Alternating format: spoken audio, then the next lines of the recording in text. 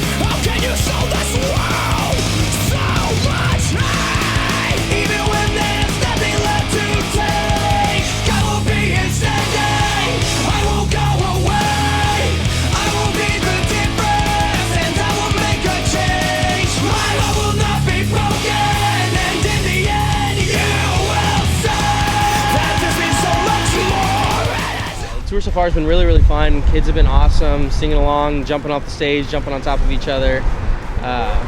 It's been great. We haven't done a headliner in a long time, so we were kind of nervous on how it was going to turn out.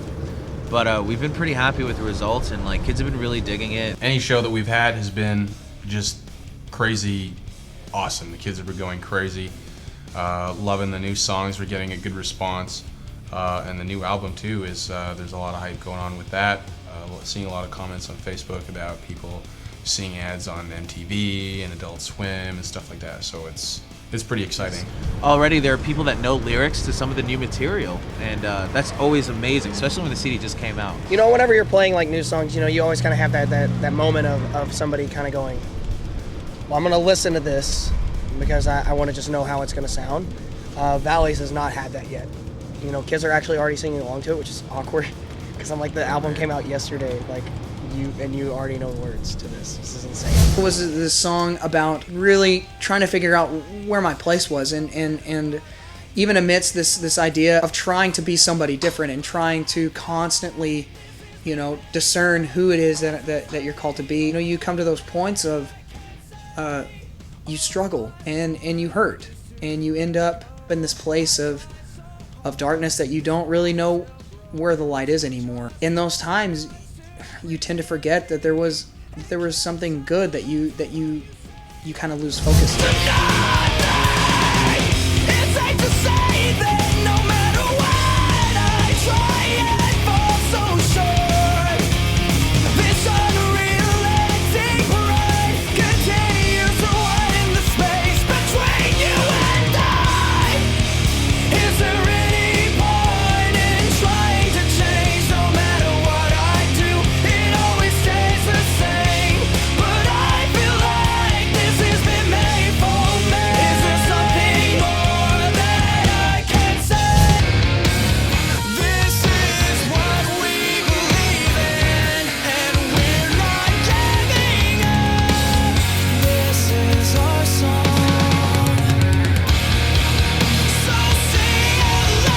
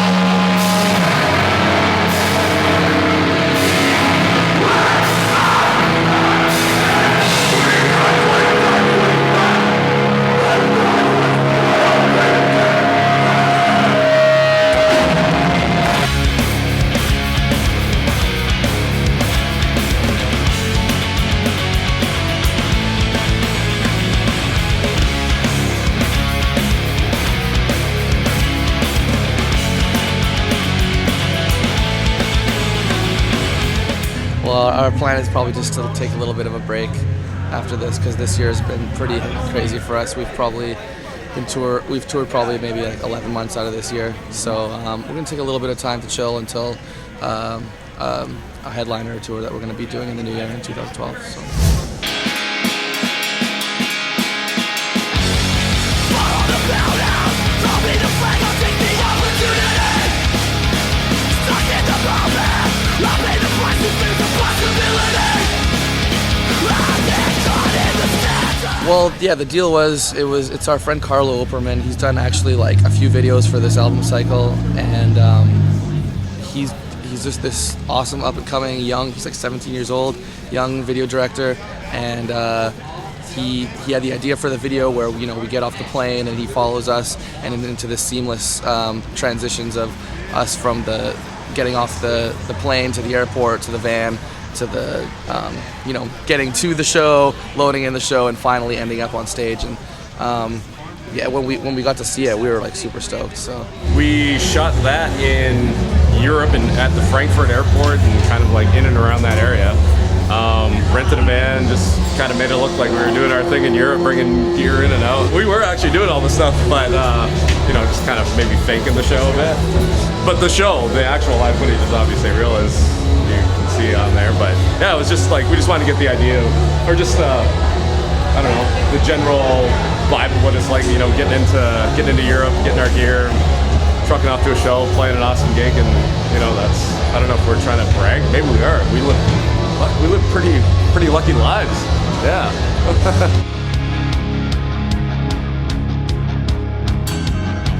Hey, this is Andrew from Comeback Kid. Apparently all our videos can now be found on Vivo, so type in Comeback Kid on Vivo. Where we lost control.